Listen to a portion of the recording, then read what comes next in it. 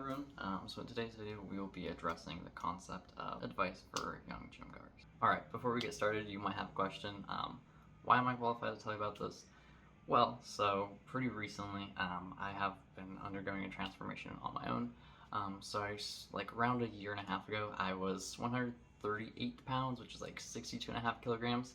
I'm currently 175 pounds, which is like 79, 80 kilograms. So I've had a pretty significant bulk there. And I've just been a pretty skinny individual for most of my life.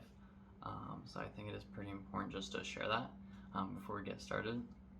And I've just had to discover most things on my own, and that's why I think I'm qualified to tell you about this, because it hasn't always been easy. Some things come more naturally. For example, my chest is a lot more natural. My arms are definitely the part that takes a lot more work and effort and consideration and just concentration on.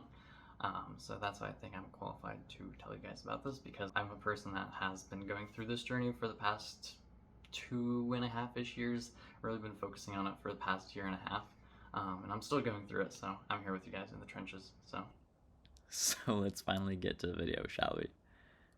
So point number one is intensity, right? So a lot of people question whether they should do 5 reps or 12 reps or 15 or 25 reps. Well, actually, what I do, or what I started doing pretty recently, and that I feel has actually been giving me the best results, is basically not counting reps. I don't really count reps unless it's for a PR. I don't count reps. I just usually go until failure.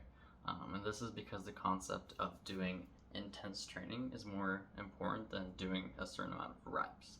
So for example, you can do 8 reps, but you can still feel like you can do 12.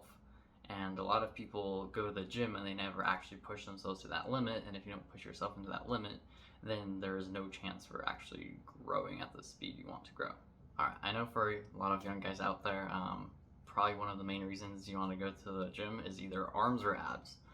Those are usually the top items on the list, and to be honest, the first muscle that you need to actually hit going to the gym is the muscle of consistency, because if you're not consistent, then there's basically no shot at you getting wherever you want to go. So it is really important just to, like Justin Waller talks about this, he's a big fan of shitty workouts, and I fully support that.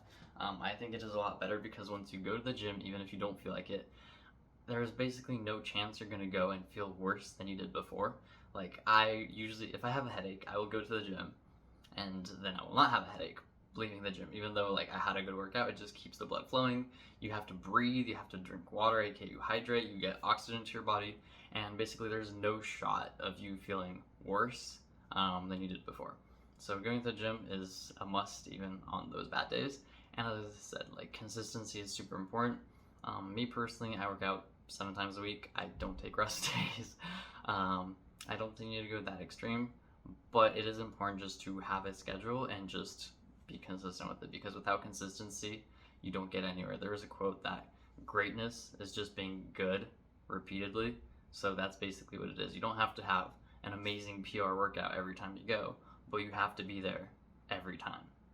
Something else that is really important, especially for the younger guys out there, I think, is form. So a lot of guys that start going to the gym is kind of more like an ego lifting competition. I've been there myself, so it's usually just like, oh, what number can we hit on this?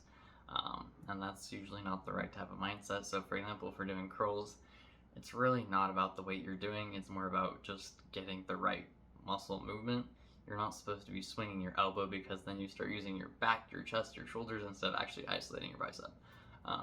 So it's not about the weight. If you actually go to the gym long enough, you will see that the biggest guys usually like move the smallest weights towards the other side, obviously. But it's more about actually pushing yourself and keeping that intensity rather than it is just throwing around lots of weight with bad form. And you could also potentially injure yourself, which leads us back to the topic of consistency, because if you're in this game for a long time, as I'm assuming most of us are, then if you injure yourself, you're out of it, which means you're not consistent, which doesn't be consistent about, right? So injuries, not welcome, aka have good form. Something that I know is pretty difficult to do is to go and have a training partner. If, for example, you're in college like myself, it is easier because you can have roommates, you can have people within groups of interest or frats or sororities or whatever you're doing. But usually it's pretty difficult to find people that want to go to the gym at the exact same schedule. So that's usually pretty difficult. I've been pretty blessed. I've had a few gym bros and gym partners. But usually it helps a lot. I mean, you can just push yourself so much more when there's more people around. For example, if I had a home gym, I would probably not want to work out at the home gym because I would be alone, right? And honestly, going to a gym where there's some people, like, even if you don't care or look at them, they're just there, and their presence keeps you accountable. So that is something that I also think is important. If you're, for example, working out in your garage, that's great, but if you could go to a gym, you would probably push yourself harder. I'm not saying that's always the case, but I'm just talking about generalizations. And a quick little bonus, so for example, something that really helped me was drop setting. So for example, you start at a heavier weight, right? And then you just drop the weight and just continue doing it to failure. So for example, let's say you're doing bicep curls. So let's say you're curling, right? And you're curling, let's say 60 pounds.